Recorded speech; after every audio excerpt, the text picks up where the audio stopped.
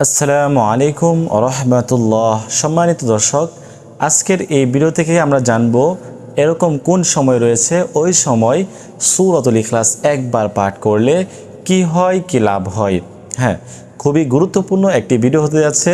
ভিডিওটি খুবই ছোট হবে, সম্পূর্ণ ভিডিওটি দেখার চেষ্টা করবেন, না হয় কোনো কিছুই আপনারা বুঝবেন না, আমলটি করতেও পারবেন না। তো এই জন্য আপনারা সম্পূর্ণ ভিডিওটি দেখবেন ধৈর্য সহকারে এবং আমলটি শিখে করার চেষ্টা করবেন। বিশেষ লাভ রয়েছে, বিশেষ ফজিলত রয়েছে। আপনারা সম্পূর্ণ ভিডিওটি দেখে ইনশাআল্লাহ আমলটি করার চেষ্টা করবেন।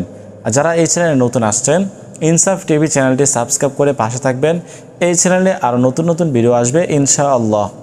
সম্মানিত দর্শক, তো যারা এই আমলটি করবেন তারা অবশ্যই আমাকে কমেন্ট করবেন। আপনাদের জন্য আমি বিশেষভাবে দোয়া করার চেষ্টা করব, যাতে করে আল্লাহ তাআলা আপনাদের মনের আশাগুলো পূরণ করে দেন।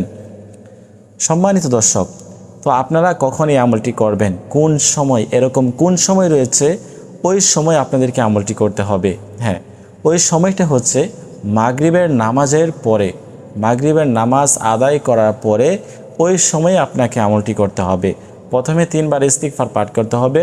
আস্তাগফিরুল্লাহ আস্তাগফিরুল্লাহ আস্তাগফিরুল্লাহ 3 বার ইস্তিগফার পাঠ করবেন। তারপরে 3 বার দুরূদ শরীফ পাঠ করবেন। যেই দুরূদ শরীফ আমরা নামাজের মধ্যে পড়ে থাকি, দুরূদে ইব্রাহিম, আল্লাহুম্মা সাল্লি আলা মুহাম্মাদ ওয়া আলা আলি মুহাম্মাদ কামা সাল্লাইতা আলা ইব্রাহিম ওয়া আলা আলি ইব্রাহিম ইন্নাকা হামিদুম মাজিদ আল্লাহুম্মা বারিক আলা মুহাম্মাদ ওয়া আলা আলি মুহাম্মাদ كما باركت على إبراهيم وعلى آل إبراهيم إنك حميد مجيد 3 বার দুরূদ ইব্রাহিম পাঠ করবেন। তারপরে সাল্লাল্লাহু আলাইহি ওয়াসাল্লাম, যারা পারেন না, দুরূদ শরীফ পারেন না, তারা শুধুমাত্র সাল্লাল্লাহু আলাইহি ওয়াসাল্লাম কয়েকবার পাঠ করে নেবেন। সাল্লাল্লাহু আলাইহি ওয়াসাল্লাম, সাল্লাল্লাহু আলাইহি ওয়াসাল্লাম। তারপরে আপনারা এই সাল্লাল্লাহু আলাইহি ওয়াসাল্লাম পাঠ করা শেষ হয়ে গেলে আপনি কি করবেন, একবার সূরাতুল ইখলাস সহিহ শুদ্ধভাবে পাঠ করতে হবে। একবার পাঠ করবেন, কিন্তু সহিহ শুদ্ধভাবে পাঠ করবেন। আর যারা একের অধিক পাঠ করতে পারেন তাহলে তো আরও ভালো, আপনারা পাঠ করে নেবেন, তবে নিম্নে একবার পাঠ করবেন।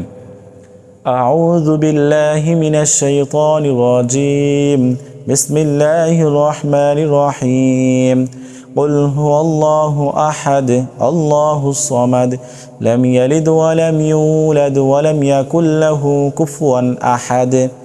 তো এই যে সূরাতুল ইখলাস সহিহ শুদ্ধভাবে একবার পাঠ করতে হবে। একের অধিক যারা পারেন পাঠ করে নেবেন, কোনো সমস্যা নাই, পাঠ করলে আরও ভালো। তো তারপরে শেষে আবার 3 বার দুরূদ শরীফ পাঠ করে নেবেন। পাঠ করে 2 হাত তুলে আল্লাহ তাআলার কাছে মুনাজাত করবেন। আল্লাহ তাআলা আপনার দোয়া কবুল করে নেবেন।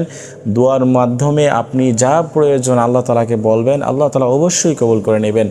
যদি চাওয়ার মতো আল্লাহ তাআলার কাছে চাওয়া যায়, তাহলে অবশ্যই আল্লাহ তাআলা দিবেন। এটা 100% কথা যে আপনারা যদি চাওয়ার মতো আল্লাহ তাআলার কাছে চাইতে পারেন, তাহলে অবশ্যই আল্লাহ তাআলা আপনাদেরকে দিবেন। এবং ধৈর্য সহকারে আপনাদেরকে আমল করতে হবে এবং আল্লাহ তাআলার কাছে চাইতে হবে বেশি বেশি। তো আজকের মতো এই পর্যন্তই।